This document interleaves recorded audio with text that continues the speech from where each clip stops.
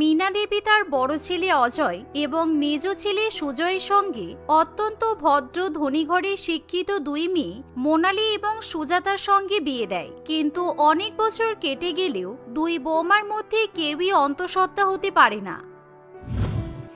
এভাবে দেখতে দেখতে বেশ কয়েক বছর কেটে যায়। ইতিমধ্যে মীনা দেবীর ছোট ছেলে বিবাহ উপযোগী হয়ে উঠলে সে নিজে তার পছন্দ মতো এক গরিব পরিবারের মেয়ে রঞ্জনাকে বিয়ে করে বাড়িতে নিয়ে আসে। কিন্তু রঞ্জনা যেহেতু গরিব পরিবারের মেয়ে, তাই মীনা দেবী এবং তার বড় বৌমা মেজ বৌমা তাকে মোটেই দু চোখে সহ্য করতে পারে না। রঞ্জনা বাড়িতে আসার সঙ্গে সঙ্গে বাড়ির কাজের লোকেদের কাছ থেকে বিদায় দিয়ে দেওয়া হয়, আর সবাই মিলে রঞ্জনাকে বাড়ির চাকরের মতো খাটাতে শুরু করে।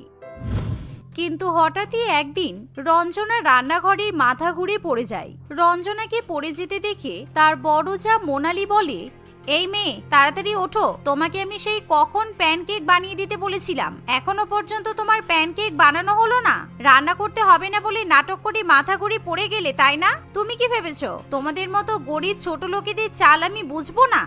এমন সময় সেখানে সুজাতাও চলে আসে। সুজাতা রঞ্জনাকে অজ্ঞান অবস্থায় পড়ে থাকতে দেখে ব্যস্ত হয়ে পড়ে। সে তখনই রঞ্জনার চোখে মুখে জল ছিটিয়ে তার জ্ঞান ফিরিয়ে নিয়ে আসে। ইতিমধ্যে অনুরাগ বাড়িতে একজন ডাক্তারবাবুকেও ডেকে আনে। ডাক্তারবাবু রঞ্জনার চেক আপ করার পর বলে, বাহ, আপনাদের বাড়িতে তো নতুন অতিথি আসতে চলেছে। প্রত্যেকবারই আপনি আমাকে আপনার বাকি দুই বোমা চেকআপের জন্য ডাকেন, কিন্তু আপনার ছোট বোমাকে আমি প্রথমবার দেখলাম। উনি এখন অন্তঃসত্ত্বা, তাই ওনার খেয়াল রাখাটা খুবই জরুরি, বুঝেছেন?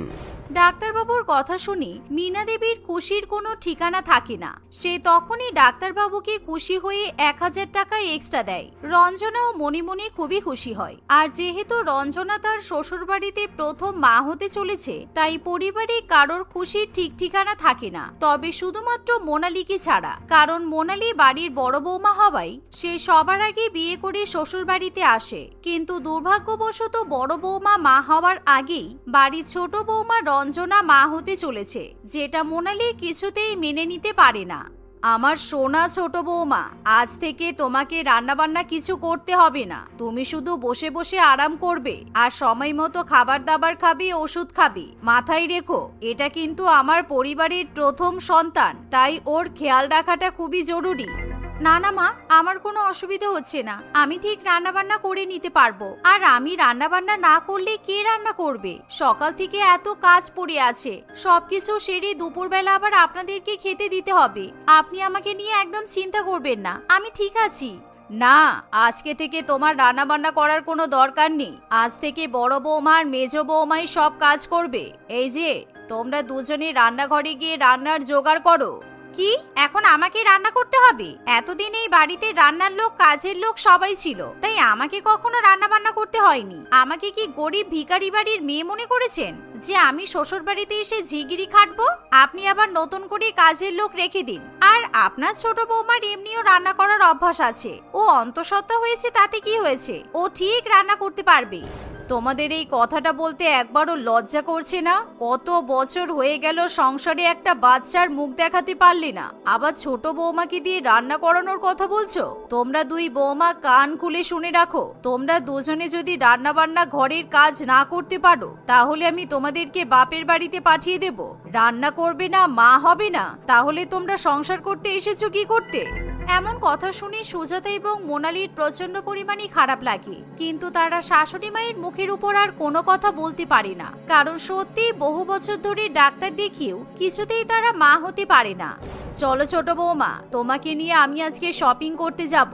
এই প্রথম একটা খুশির খবর শুনলাম, তোমার মুখ দেখে তো আজকে কিছু দিতেই হবে। আজকে তোমার যে ডিজাইনের সোনার নেকলেস আর হীরের নেকলেস পছন্দ হবে, আমি তোমাকে তাই কিনে দেব। চলো। রঞ্জনা সোনা কিংবা হীরার নেকলেস নিতে না চাইলেও শাশুড়ি মা জোর করে তাকে সোনার দোকানে নিয়ে যায়। কিন্তু রঞ্জনার প্রতি শাশুড়ি মায়ের এরকম দরদ দেখে মোনালি এবং সুজাতা দুজনেই ভয় পেয়ে যায়। এতদিন ধরে মা আমাদের পায়ে তেল মাখিয়ে এসেছে, কিন্তু যেই ছোট অন্তঃসত্ত্বা হলো অমনি মা আমাদেরকে ভুলে গেল। ছোট বউ অন্তঃসত্ত্বা হওয়ার খবর শুনি শাশুড়ি মা আমাদের সঙ্গে এরকম ব্যবহার করছেন। তাহলে সুজাতা, তুই একবার ভেবে দেখ, রঞ্জনার বাচ্চা যদি একবার বাড়িতে চলে আসে, তাহলে আমাদের অবস্থা কি হবে?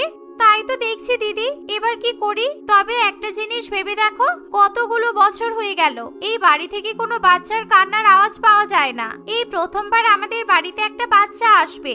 আমার তো বাচ্চা খুব ভালো লাগে, আমি প্রত্যেকদিন ওর সঙ্গে খেলবো। সুজাতার কথা শুনে মোনালি রেগে যায়।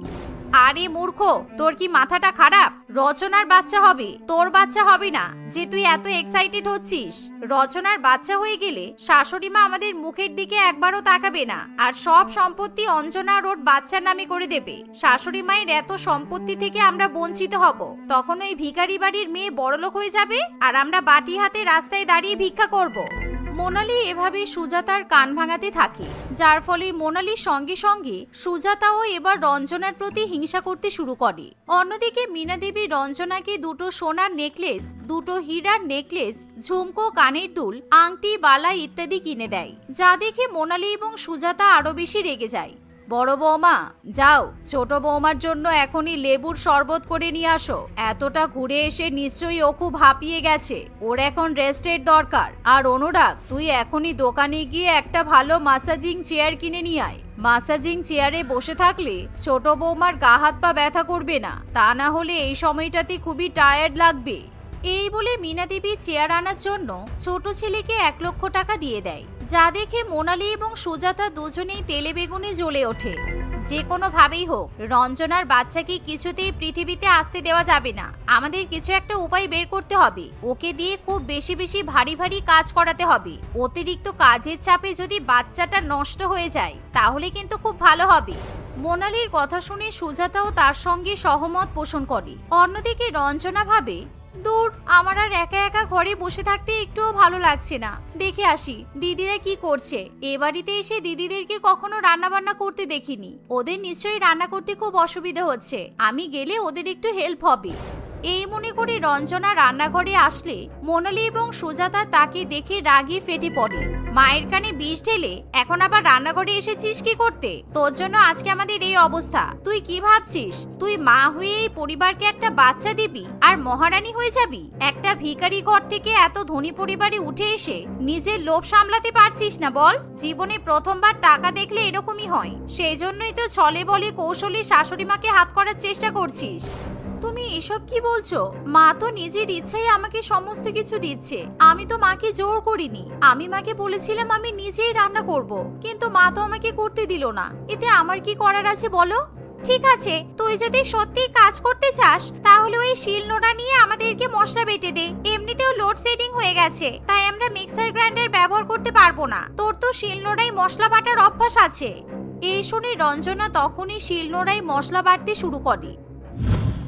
এভাবেই কয়েকদিন কাটে, কিন্তু এরই মধ্যে একদিন মীনা দেবীকে জমি জমার রক্ষণাবেক্ষণের জন্য গ্রামে যেতে হয়। এমন সুযোগে সুজাতা এবং মোনালি দুজনে মিলে রঞ্জনাকে আরো বেশি বিরক্ত করতে শুরু করে। একদিন সুজাতা সারা বাড়ির মেঝেতে প্লাস্টিক, ধুলোবালি, মাছের কাঁটা, এঁটো কাঁটা ইত্যাদি ফেলে গোটা বাড়ি নোংরা করে রেখে দেয়। এই যে আমি আর দিদি রান্নাঘরে রান্না করতে ব্যস্ত আছি, কিন্তু বাড়িটা খুব নোংরা হয়েছে। তুই একটু ঝাড় দিয়ে বাড়িটা মুছে দিতে পারলে খুব ভালো হতো। দেখ আবার পারিস কিনা। তুই তো অন্তঃসত্ত্বা বলে চাকরানি থেকে মহারানী হয়ে গেছিস। না না দিদি, এরকম করে বলছো কেন? আমি অন্তঃসত্ত্বা, তাতে কি হয়েছে? আমি ঠিক কাজ করতে পারবো। তোমরা নিজেদের মতো রান্না করো, আমি ঘরবাড়ি পরিষ্কার করে দিচ্ছি। তোমাদের কোনো কাজে অসুবিধা হলে বলবে, আমি করে দেব। এই বলে রঞ্জনা ঝাঁটা এবং জলের বালতি নিয়ে ঘর পরিষ্কার করতে শুরু করে। পেটে চাপ দিয়ে রঞ্জনা বেশ অনেকক্ষণ ধরে ঘর মুছতে থাকে, কারণ তাদের বাড়িতে অনেকগুলো ঘর আছে। ঠিক এমন সময় হঠাৎই মীনা দেবী বাড়িতে ঢোকে, আর সে ছোট বৌমাকে অন্তঃসত্ত্বা অবস্থায় ভারী ভারী কাজকর্ম করতে দেখে ভীষণ পরিমাণে রেগে যায়। আমি একটু বাড়ি থেকে যেই বাইরে পা দিয়েছি তুমি সঙ্গে সঙ্গে কাজ করতে লেগে পড়েছো। তোমাকে আমি বারণ করেছিলাম তো? এটা আমার পরিবারের প্রথম সন্তান, আমি আমার নাতি বা নাতনির সম্পূর্ণ খেয়াল রাখতে চাই। তুমি কেন সেটা বুঝতে পারছো না? মীনা দেবী রঞ্জনাকে বকাবকি করলে সুজাতা এবং মোনালি দুজনেই ভয় পেয়ে যায়। তারা ভাবে রচনা যদি একবার শাশুড়ি মাকে সত্যি কথা বলে দেয় তাহলে তারা দুজনেই শাশুড়ি মায়ের কাছে বকাবকি শুনবে, কিন্তু রচনা সেরকম কিছুই করে না। সে চুপচাপ শাশুড়ি মায়ের কথা মুখ বুঝে শুনে নেয়। সেদিনের পর থেকে মীনা দেবী আর বাড়ির বাইরে যেতে চায় না। সে সবসময় ছোট বৌমাকে চোখে চোখে রাখে, ফলে সুজাতা কিংবা মোনালি কেউই রঞ্জনার ধারে কাছে ঘেঁষতে পারে না। এভাবেই দেখতে দেখতে রঞ্জনা শাদীর অনুষ্ঠান এগিয়ে আসে। আমার পরিবারে প্রথম সন্তান আসতে চলেছে, তাই আমি বিশাল বড় করে সাধের অনুষ্ঠান করব। এত বড় করে সাধের অনুষ্ঠান হবে যে এমন সাধের অনুষ্ঠান কেউ কখনো দেখেনি। আর এই সাধের অনুষ্ঠানে জোগাড় করবে তোমরা দুই বৌমা। তোমরা দুজনে জেঠিমা হতে চলেছ। তবে দেখো আমি যেন কোনো কাজে খামতি না পাই। এই বলে মীনা দেবী ঘর থেকে একটা সোনা এবং রূপার কাজ করা সুন্দর শাড়ি এনে রঞ্জনার হাতে দিয়ে সাধের অনুষ্ঠানে তাকে সেই শাড়িটা পরার কথা বলে। মীনা দেবীর ছোট বৌমার প্রতি এত পীড়িত দেখে সুজাতা এবং মোনালি জ্বলে ওঠে। আর তারা মনে মনে রঞ্জনার সাধের অনুষ্ঠানের দিনই তার বাচ্চার ক্ষতি করার জন্য ফোন দিয়ে আটতে শুরু করে। ছোট, মা তোকে যে শাড়িটা দিল ওই শাড়িটাতে মনে হয় ফলস পাড় লাগানো নেই। তুই একটা কাজ কর, আমাকে ওই শাড়িটা দে, আমি তোকে ফলস পাড় লাগিয়ে দিই। না হলে ওরকম ফলস পাড় ছাড়া শাড়ি পরতে পারবি না। এরকম 9 মাসে গর্ভবতী অবস্থায় শাড়ি পরে তুই যদি পরে যাস তাহলে কিন্তু খুব অসুবিধা হবে। মোনালি জীবনে কোনোদিনও রঞ্জনার সঙ্গে এত ভালো ব্যবহার করেনি, তাই হঠাৎই বড় ছাইয়ের এরকম ব্যবহারে রঞ্জনা খুবই খুশি হয়। তাই সে কোনো ভাবনা চিন্তা না করে মোনালিকে শাড়িটা দিয়ে দেয়।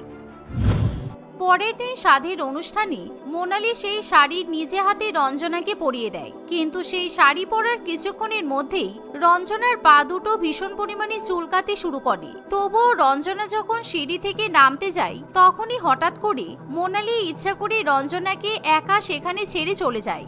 আমার হঠাৎ করে পা চুলকাচ্ছে কেন? আমি নিচু হয়ে পাটা যে চুলকাবো তাও তো পারছি না। আমি তো নিচু হতেই পারছি না। এখন কাকে আমি পা দুটো চুলকাতে বলবো? উফ, চুলকানির সাথে ভীষণ জ্বালা পোড়া শুরু হয়ে গেছে। দিদিও তো হঠাৎ করে চলে গেল। এই ভেবে রঞ্জনা ভীষণ পরিমাণে পা চুলকাতে শুরু করে, কারণ মোনালি রঞ্জনার সেই শাড়ির ফলস পাড়ে বেশি করে চুলকানির পাউডার মাখিয়ে দেয়। তাই সেই শাড়িটা পরার পর রঞ্জনার পায়ে ভীষণ পরিমাণে চুলকাতে থাকে। কিন্তু হঠাৎ করে রঞ্জনা পা চুলকাতে গিয়ে তাল সামলাতে পারে না, আর সে সিঁড়ি থেকে গড়াতে গড়াতে মাটিতে এসে পড়ে। রঞ্জনা ব্যথায় একেবারে চিৎকার করে ওঠে, যা দেখে সবাই খুবই ভয় পেয়ে যায় আর তাড়াতাড়ি করে রঞ্জনাকে ডাক্তারের কাছে নিয়ে যায়। পেশেন্টের তো খুব বাজে অবস্থা। আমরা হয় বেবিকে বাঁচাতে পারবো, না হয় মাকে। দুজনকে কোনো মতেই বাঁচানো সম্ভব না। আর যদি উপরবেলার কৃপা হয় তবেই দুজন বাঁচতে পারবে, বুঝেছেন? ডাক্তারবাবু, আপনি রঞ্জনাকে বাঁচান। রঞ্জনা বেঁচে থাকলেও আবার সন্তানের জন্ম দিতে পারবে, কিন্তু রঞ্জনা যদি বেঁচে না থাকে তাহলে নতুন বাচ্চাটাও তো মাহারা হয়ে যাবে। মোনালির কথা শুনে ডাক্তার সার্জারি করতে শুরু করে, যা দেখে মোনালি এবং সুজাতা দুজনেই বেজায় খুশি হয়, কারণ তারা ধরেই নেয় যে রঞ্জনার বাচ্চাটা আর বাঁচবে না। কিন্তু কয়েক ঘন্টার মধ্যে সবাই জানতে পারে রঞ্জনা এবং তার বাচ্চা দুজনেই সুস্থ আছে। রঞ্জনা একটা ফুটফুটে কন্যা সন্তানের জন্ম দেয়, যার ফলে মীনা দেবী ভীষণ পরিমাণে খুশি হয়। কিন্তু রঞ্জনা এমন সময় তার সেই বাচ্চা মেয়েটিকে মোনালি এবং সুজাতার হাতে তুলে দেয়। এই নাও দিদি, তোমাদের মেয়ে। আজ থেকে আমি নই, তোমরা দুজনেই ওর মা। আমার প্রেগন্যান্সির সময় তোমরা আমাকে কত কষ্ট করে রান্না বান্না খাইয়েছো, কত ভালো মতো আমার দেখাশোনা করেছো। তাই যতটা আমি এই বাচ্চাটার মা, ততটাও তোমরা ওর মা। রঞ্জনার কথা শুনে সুজাতা এবং মোনালি নিজেদের ভুল বুঝতে পারে। বাচ্চাটিকে কোলে নেওয়ার পর তার খিলখিলে হাসি এবং আওয়াজ শুনে সুজাতা এবং মোনালি দুজনের মন গলে যায়। আর তারা সেই বাচ্চা মেয়েটিকে নিজেদের সন্তানের মতো করে আদর যত্ন করে বড় করতে শুরু করে। এই পিঙ্কি, তোর ঠোঁট এত লাল কেন রে? তুই স্কুলে আসার সময় লাল আইসক্রিম খেয়েছিস? হে হে, তুই কত বুদ্ধু রে। আইসক্রিম খেয়ে আমার ঠোঁট লাল হয়নি, আমি তো লিপস্টিক পরে এসেছি লাল রঙের। ও, তোর লিপস্টিক আছে? কে এনে দিয়েছে রে তোকে? আমার মায়েরও না একটা লিপস্টিক আছে, কিন্তু আমার মা আমাকে হাত দিতে দেয় না। এটা আমার মায়ের লিপস্টিক পরেছি আমি। আমার মায়ের কাছে অনেক লিপস্টিক আছে, নেল পলিশ আছে, আবার মুখে মাখা, হ্যাঁ পাউডার আছে, আর চোখের উপর লাগাই না, নামটা মনে নেই। অনেক কিছু আছে মেকআপের জিনিস, পুরো একটা আলমারি ভর্তি। তুই সত্যি বলছিস? তোদের অনেক মেকআপ আছে? আর কটা লিপস্টিক আছে তাও তোদের? এই পিঙ্কি, তুই লিপস্টিক পরে এসেছিস যে? ম্যাম দেখলে তো তোকে বকবে। স্কুলে কেউ সেজে আসে নাকি? দাঁড়া, আমি ম্যামকে বলে দেব। তাতে কি হয়েছে? আমি তো এখনই লিপস্টিকটা চেটে চেটে খেয়ে নেব। আমার লিপস্টিক খেতে খুব ভালো লাগে। এ বাবা, পিঙ্কি তুই লিপস্টিক খাস? তোর পেট খারাপ করে না? লিপস্টিক আবার খাওয়া যায় নাকি? তুই তো দেখছি সত্যিই কিছু জানিস না। এটা ভেজ লিপস্টিক, পিওর ভেজ, বুঝেছিস? আমার মা আমাকে এগুলো শেখায়। ভেজ লিপস্টিক মানে এটা কি সবজি দিয়ে বানানো হয়েছে? এই, আমাদের বাড়িতে তো অনেক সবজি আছে, আমাকে বল না কিভাবে সবজি দিয়ে লিপস্টিক বানানো যায়। রুমকি ও পিঙ্কি দুজনে একই স্কুলে পড়তো। তাদের বাড়িও পাশাপাশিই ছিল। রুমকি পিঙ্কিদের বিশাল বড় বাড়ির সামনে একটা ছোট্ট ঘরে তার পরিবারের সঙ্গে বাস করত। সে একটি গরিব সাধারণ ঘরের মেয়ে ছিল। সে ছোটবেলায় খুবই বোকা প্রকৃতির ছিল। অন্যদিকে পিঙ্কি ছোটবেলা থেকে খুব স্মার্ট ছিল। ছোটবেলায় পিঙ্কির মনে কোনো হিংসা অহংকার কিছু ছিল না, কিন্তু সে একজন বড়লোকের মেয়ে হওয়ায় বড় হয়ে সে একটি অহংকারী মেয়েতে পরিণত হয়েছিল। এখন রুমকি ও পিঙ্কি একই কলেজে পড়াশোনা করে। একদিন পিঙ্কি ও রুমকি তাদের এক বন্ধুর বিয়েতে যায়। এই রুমকি, তুই মুখে কি মেখেছিস রে? তোকে এত সুন্দর ফর্সা লাগছে, একেবারে মুখটা চকচক করছে দূর থেকে। সত্যি আমাকে ভালো লাগছে? হ্যাঁ রে, সত্যি বলছি। তুই কি মেকআপ করেছিস রে? এটার নাম কি? এটার নাম বোরোলিন মেকআপ। আসলে আমি মুখে বোরোলিন মেখেছি আর ঠোঁটে লিপস্টিক পরেছি, ব্যাস হয়ে গেল। এটাই আমার বোরোলিন মেকআপ। রুমকির কথা শুনে সেখানে উপস্থিত তার বন্ধুরা সবাই হো হো করে হেসে ওঠে। বোরোলিন মেকআপ? প্রথমবার নাম শুনছি সত্যি। রুমকি, তুই এখনো ছোটবেলার মতো বোকা রয়ে গেলি। বিয়ে বাড়িতে কেউ বোরোলিন মেখে আসে নাকি? তাও আবার এই গরমকালে? তোর সামান্য বুদ্ধিটুকু নেই নাকি রে? কি অখাদ্য বিচ্ছিরি লাগছে তোকে। কেন? একটু আগে তুই যে বললি আমাকে খুব সুন্দর লাগছে। তুই ওটা সিরিয়াসলি নিয়ে নিলি? আমি তো তোকে নিয়ে মজা করার জন্য বলেছি। কি যে বলিস না তুই। আরে পিঙ্কি, তোকে তো আজকে খুব সুন্দর লাগছে। তোর মেকআপটা দারুণ হয়েছে। আমার আজকে বিয়ে, সবাই তো আমাকে ছেড়ে তোকেই দেখছে। সুন্দর তো লাগবেই, কারণ আমি তো আর গরিবদের মতো বোরোলিন মেকআপ করিনি। আমি দামি দামি makeup product, foundation, eyeshadow, eyeliner, কাজল, লিপস্টিক, কন্ট্যুর, ব্লাশ এসব ব্যবহার করেছি। কিরে বোরোলিন, এগুলোর নামও শুনিসনি তাই তো? এভাবেই রুমকিকে নিয়ে সবাই হাসাহাসি করলে রুমকির খুব খারাপ লাগে। তাই সে তখনই বিয়ে বাড়ি থেকে বাড়ি চলে আসে। মা, ও মা, আমার বন্ধুদের সবার মেকআপ প্রোডাক্ট আছে, আমার কাছে কিচ্ছু নেই। শুধু একটা ভাঙা লিপস্টিক আছে। তুমি আমাকে টাকা দাও, আমি মেকআপ কিনবো। আমি আর বোরোলিন মাখবো না। তোর আবার আজকে কি হলো রে মা? এমন করছিস কেন? আমাদের এই গরিবের সংসার তো দেখতে পাচ্ছিস, কত কষ্টে দিন কাটে আমাদের। স্কলারশিপের টাকা দিয়ে তোর পড়াশোনা চলছে, আর তুই মেকআপ কেনার কথা বলছিস? আমাদের গরিবদের ঘরে এসব মানায় না রে মা। না, বড়লোক আর গরিব আমি এসব কিছু জানি না। যাও তো, তুমি আমাকে টাকা দাও, আমি মেকআপ কিনে আনবো, আর আমিও খুব সুন্দর করে সেজে কলেজে যাব।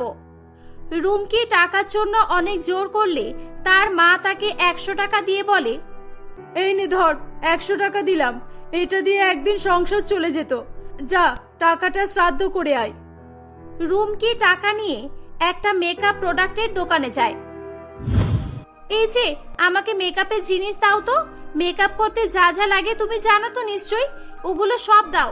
আমাকে যেন খুব সুন্দর লাগে আর অনেক ফর্সা দেখায়। 100 টাকায় মেকআপ নেবে তুমি? বাবা, তুমি তো এমনিতেই ফর্সা, আরো ফর্সা হতে চাও?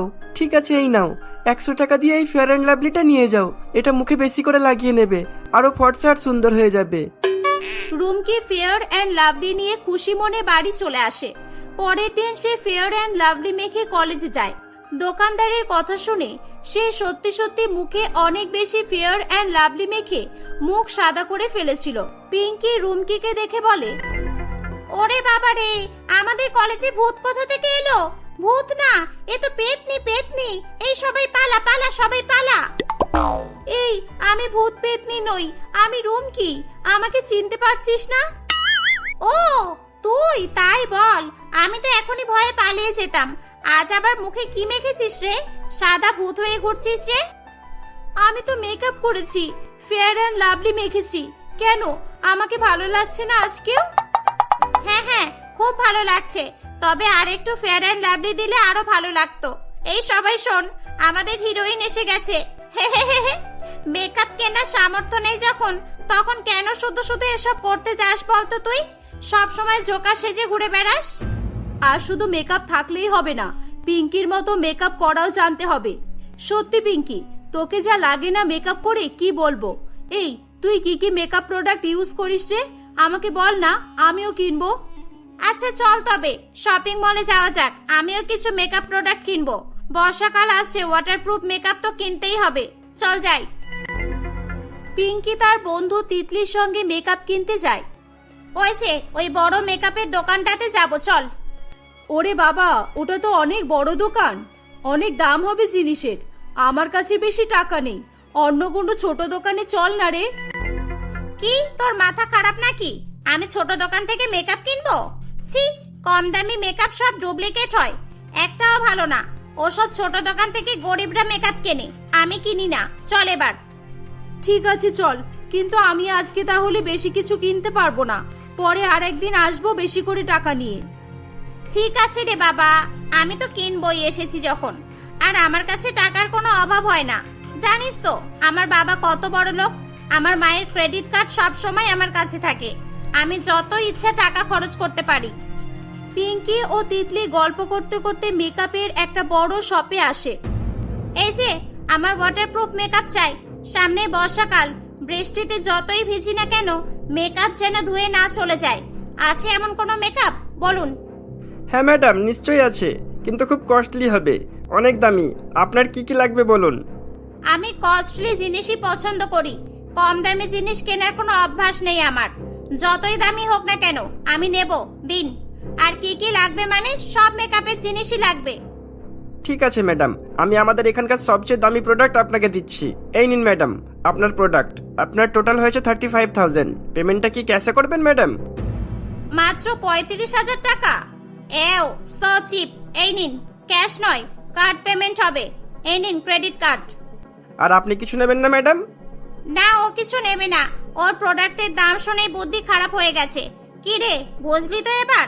পিঙ্কির মতো দামি মেকআপ কেউ কিনতেও পারবে না আর ব্যবহারও করতে পারবে না, আর আমার মতো সুন্দর কেউ হতেও পারবে না কখনো।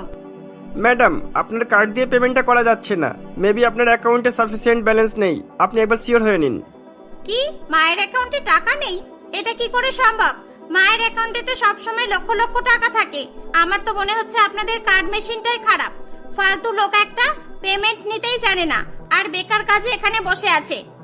পিঙ্কির মায়ের অ্যাকাউন্টে সত্যি সত্যি টাকা ছিল না, তবুও তাকে যাতে সবার সামনে অপমানিত না হতে হয় তাই সে স্টাফটিকে উল্টোপাল্টা কথা শুনিয়ে সেখান থেকে চলে যায়। বাড়িতে এসে সে তার মায়ের সঙ্গে ঝগড়া করতে থাকে। তোমার জন্য আজকে আমার মান সম্মান সব শেষ হয়ে গেল। তোমার জন্য। তোমার অ্যাকাউন্টে টাকা রাখোনি কেন বলো? আমি মেকআপ কিনবো কিভাবে এবার? তুমি জানো না আমি কারোর কাছে ছোট হতে চাই না কখনো। আমার অ্যাকাউন্টের সব টাকা তো তুমিই খরচ করেছো মেকআপ কিনে কিনে। প্রত্যেকদিন তুমি টাকা তুলছো, অ্যাকাউন্ট তো ফাঁকা হবেই। এত বেশি পরিমাণে মেকআপ ইউজ করা ভালো নয় পিঙ্কি, তোমার স্কিনের ক্ষতি হবে। দামি মেকআপ ইউজ করলে কোনোদিনও ক্ষতি হয় না, বুঝেছো? আমাকে বোকা বানাবে না। বাবার ক্রেডিট কার্ডটা দাও আমাকে, এখনই দাও। আমার কলেজে পরের মাসে একটা মডেলিং কম্পিটিশন আছে, অনেক মেকআপের প্রয়োজন আমার। এই 1 মাস মেকআপ প্র্যাকটিস করতে হবে, যাতে ওই দিন সবচেয়ে ভালো মেকআপ আমি করতে পারি আর আমি এই মডেলিং কম্পিটিশনটা জিততে পারি। ঠিক আছে, উফ, এত রাগ করতে নেই। এই নাও ধরো। পিঙ্কি তার বাবার ক্রেডিট কার্ড নিয়ে গিয়ে অনেক অনেক টাকা খরচ করে মেকআপ প্রোডাক্ট কিনে নিয়ে আসে। সে মেকআপগুলোর ফটো তুলে নিয়ে গিয়ে তার কলেজের সব বন্ধুদের দেখাতে থাকে। পিঙ্কি তাদের কলেজের পরের মাসের মডেলিং কম্পিটিশনে পার্টিসিপেট করার জন্য প্রত্যেকদিন নানান রকম মেকআপ অ্যাপ্লাই করে আলাদা আলাদা রকমের ইউনিক লুক ক্রিয়েট করত। দিন রাত সে মেকআপ করেই যেত। সে 1 মাসের জন্য কলেজে যাওয়াও বন্ধ করে দেয়। শুধু তাই নয়, মাঝে মধ্যে সে মেকআপ করে ঘুমিয়েও পড়তো। এভাবে 1 মাস কেটে যায়। মডেলিং কম্পিটিশনের ঠিক আগের দিন পিঙ্কির মুখে অতিরিক্ত মেকআপ ইউজ করা সাইড এফেক্ট দেখা দেয়। মা দেখো না আমার মুখের কি অবস্থা হয়েছে। মা, আমাকে ডাক্তারের কাছে নিয়ে চলো, আমাকে কালকের মধ্যেই ঠিক হতে হবে, কালকে মডেলিং কম্পিটিশন আছে।